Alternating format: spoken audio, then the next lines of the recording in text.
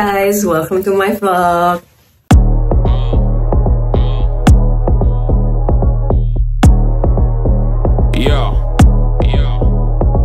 Yuk masuk rumahku. Hari ini aku mau ngajakin kalian untuk keliling rumahku, tapi bukan room tour yang kayak biasanya, melainkan aku ingin ngasih tahu kalian beberapa feature-feature di rumah Amerika, standarnya rumah Amerika yang beda sama di Indonesia, yang mungkin di Indonesia tuh nggak ada atau nggak kepikiran gitu ya.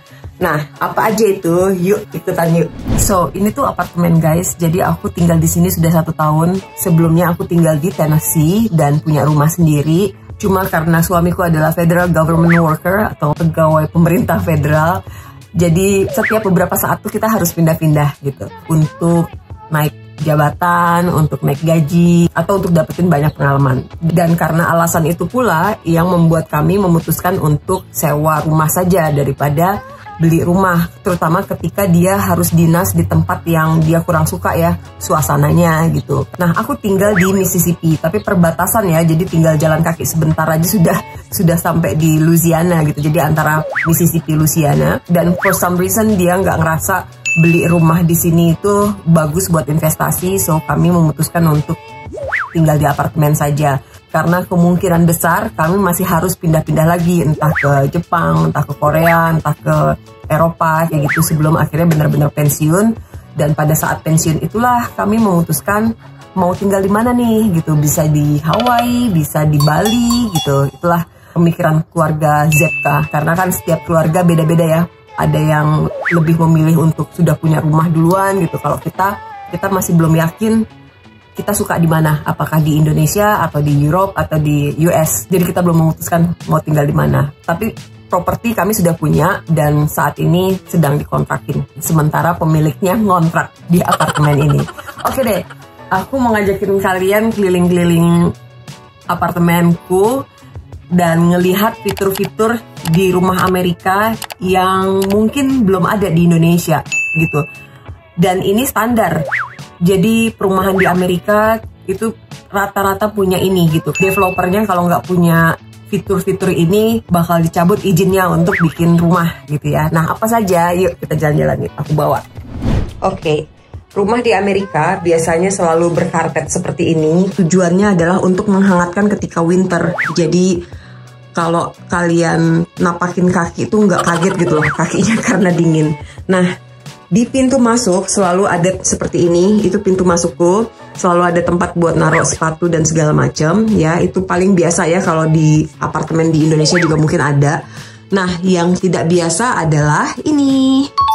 Jadi guys, kalau kita buka ini adalah lemari penyimpanan baju-baju musim dingin atau penyimpanan barang-barang ya, kayak misalnya alat pertukangan kayak gitu-gitu, sama vakum.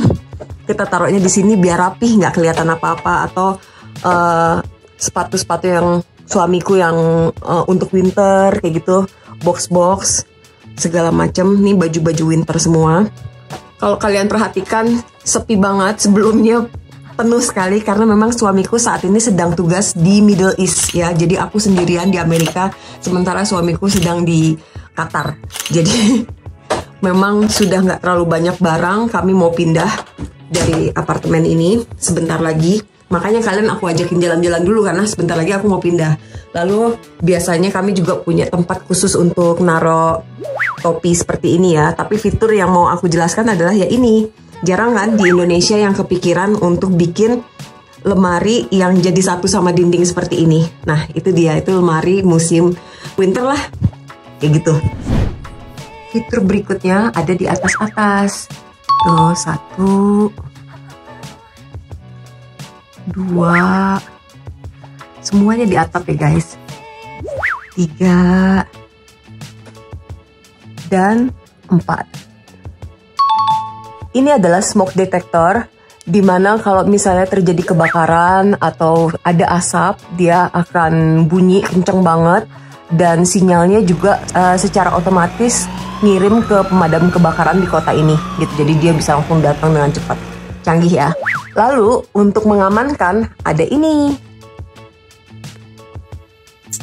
Nah, Jadi itu tuh gunanya untuk ngeluarin air ya ketika ada asap, sehingga aman rumahnya. Kalau misalnya ada kebakaran dan segala macam itu nggak akan terjadi besar banget gitu loh. Meminimalisir terjadinya kecelakaan akibat api atau asap gitu ya, kebakaran. Nah kayak gitu. Dan itu nggak cuma di apartemen aja, tapi wajib dimiliki sama seluruh bangunan perumahan atau bangunan kantor di Amerika.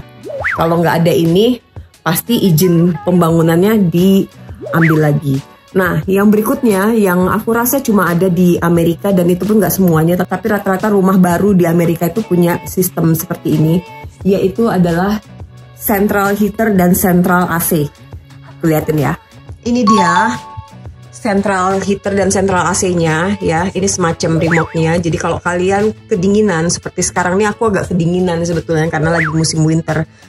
Kita tinggal nyalain aja ke heat seperti ini. Dengar kan? Dan seluruh ruangan akan mulai hangat sekitar 2-3 menit kemudian. Dari mana? Dari bolongan-bolongan itu tuh. Jadi keluarnya dari situ tuh guys. Tuh. Yuk masuk rumah, ke kamarku yuk. Tuh.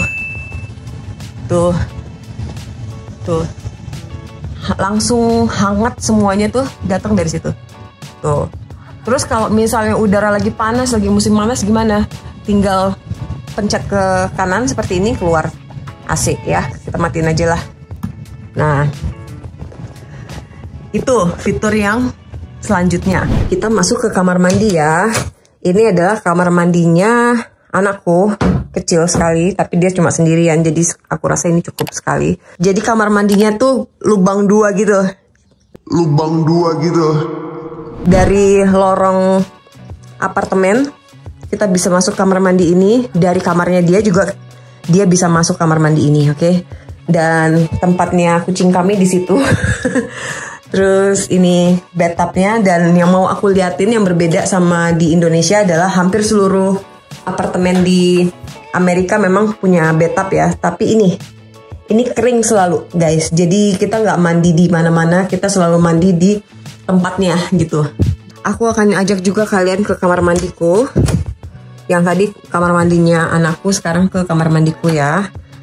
Nah, fiturnya masih sama, dimana lantai masih harus kering ya, karena kita mandi itu cuma di designated area gitu loh. Dan kalau misalnya basah-basah sedikit nggak apa-apa, karena ada ini. Tuh, jadi dia akan nyedot segala macam yang lembab-lembab ya. Di semua kamar mandi itu biasanya ada. Terus ini juga kalau kedinginan atau kepanasan datang dari AC ini. Ya, kamar mandinya pun ber-AC jadinya. Gitu guys. Lihat, sorry ya berantakan. Oke, mari kita tutup. Ini aku akan ajakin ke kamarnya anakku. Biasain ketok pintu karena aku menjaga privasinya dia. Tapi orangnya lagi nggak ada karena dia lagi di sekolah. Nah, apa yang mau aku jelaskan di sini?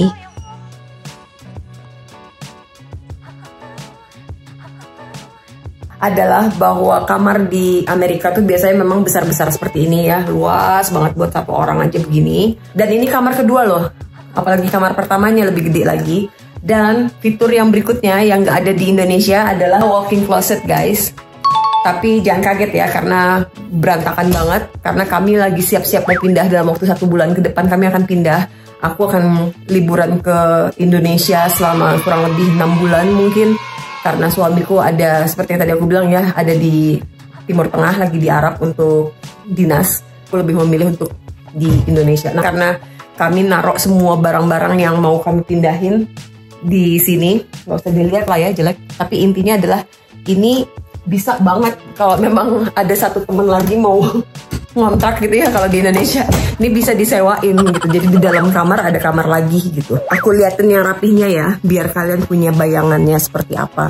Well, sebetulnya nggak rapi-rapi banget sih, tapi setidaknya kamarku masih lebih rapi. Dan semua barang-barangnya Sofia juga anakku aku pindahin ke kamar ini karena ya memang sengaja kamar dia sudah nggak dipakai lagi, kita sudah siap-siap untuk pindahan. Oke, nah ini dia walk-in closet yang kedua. Tuh, sampahnya si Sofia. Anak itu di mana-mana nyampah guys. Dan ini tasnya dia, kalau mau pergi-pergi dia biasanya pakai itu, ada bonekanya. Nah ini tempatnya kami berdua karena memang suamiku sudah pindah ya. Jadi ini walk-in closetnya. Kayak kamarnya ART ya, gede banget. Ini semua bajuku dan bajunya Sofia juga. Kamu bisa lihat perbedaannya, yang sebelah sana punya Sofia, yang sini punya aku. Aku tuh orangnya rapi, jadi putih, merah, biru, hitam. Nah kalau yang udah kesana tuh udah punya dia. Dan ya seperti inilah kira-kira walk-in closetnya. Beberapa sepatuku yang mau aku bawa ke Indonesia, beberapa bajuku yang mau aku bawa ke Indonesia, beberapa barang-barang yang mau aku jual di sini. Yang ini yang belum laku, sebagian sudah laku.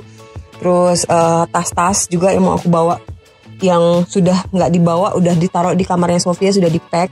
Ini juga beberapa barang yang mau aku jual.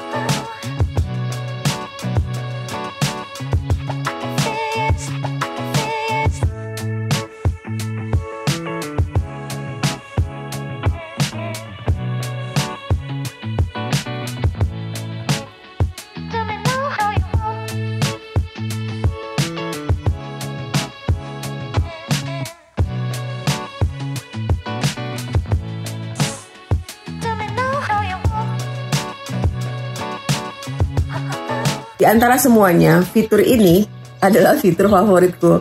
Atau mungkin fitur favorit semua cewek-cewek ya. Siapa sih yang nggak pengen punya lemari yang berbentuk kamar gitu ya, yang kamu bisa naruh segala macam, mulai aksesoris dan segala macam.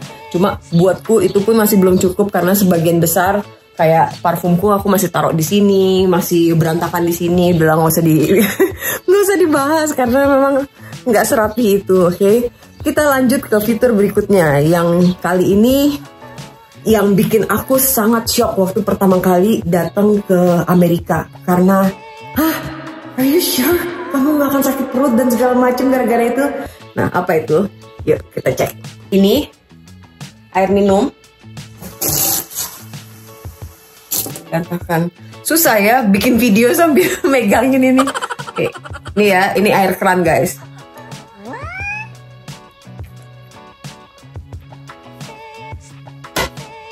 Seger. Air kerannya bisa langsung diminum. Ini di banyak state bisa seperti ini. Nggak semua di US bisa. Ada beberapa yang mungkin air kerannya kurang sehat gitu ya. Tapi hampir 80% lah di Amerika tuh air kerannya bisa diminum. Jadi karena aku udah nggak beli galon aqua lagi, aku taruh air keran tadi di sini guys. Tuh. Ya, ini adalah semacam alat filter yang bisa kamu beli di mana-mana di Amerika ya. Jadi airnya aja sudah bisa langsung diminum, tapi supaya lebih sehat lagi, airnya harus aku filter dan ini adalah termos filternya gitu.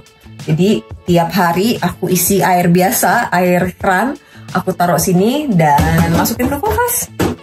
Ini, tada!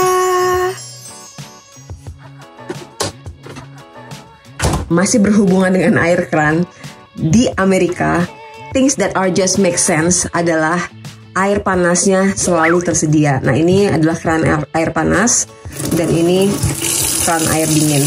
Jadi kalau kamu mau nyuci pakai air hangat, tinggal begini aja, tuh keluar. Ini hangat sudah. Dan ini nggak cuma di wastafel, tapi di semua kamar mandi pun seperti itu.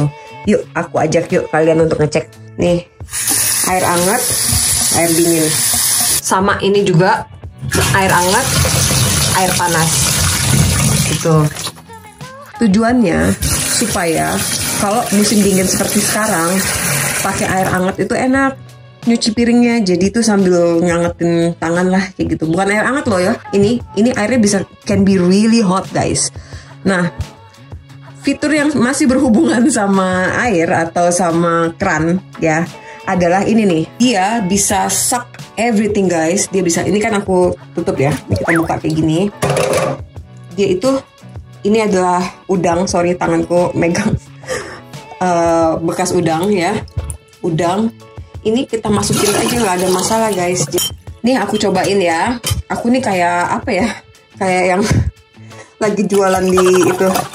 Nah, kita buang kayak gini aja bekas-bekas sampahnya, asal jangan yang keras ya kayak tulang segala macam. Semua sampah-sampah basah, bekas nasi basi, terus bekas-bekas ikan segala macam tuh bisa langsung dimasukin ke sana dan disedot sama dia.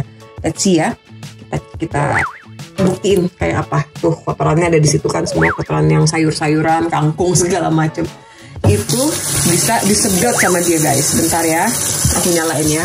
Ini tombolnya. Oh.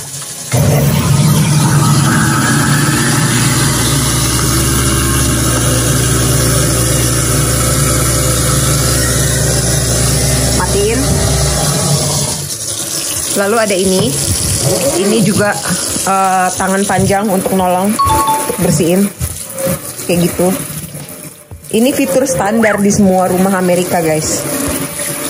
Ya, canggih kan? Yuk kita coba lagi ya, nyalain ya.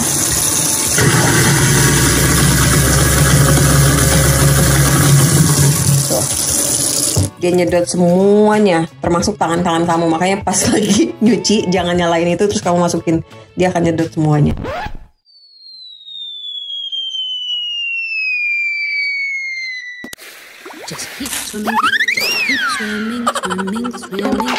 Gitu. Jadi nggak ada makanan basi bau yang kamu taruh di tempat sampah karena kita bisa buang lewat situ. Dan harus rajin-rajin dinyalain supaya semuanya kesedot dan nggak ada yang stuck.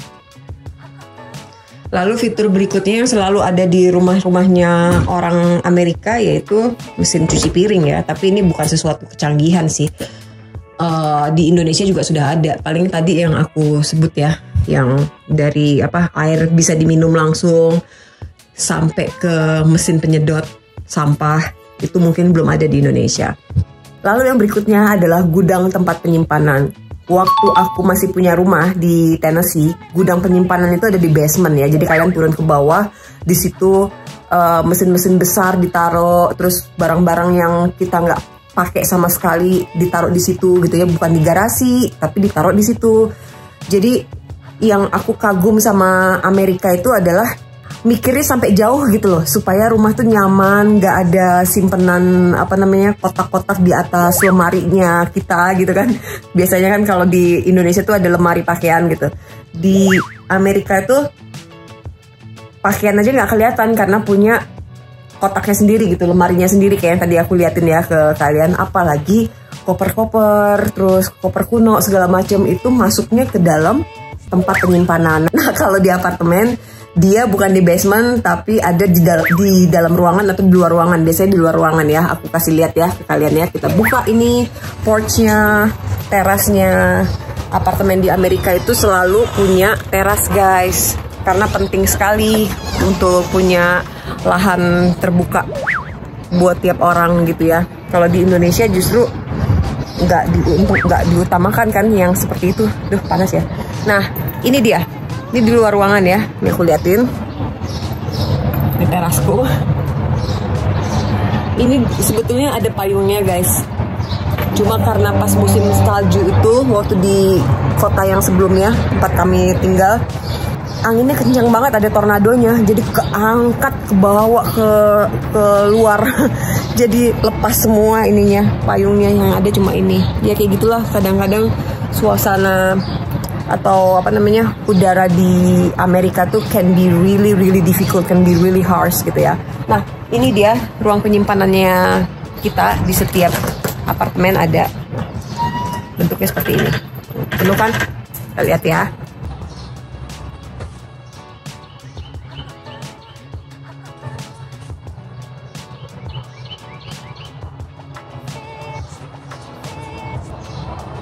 Blackpink, ayo, mau ditutup pintunya sayang.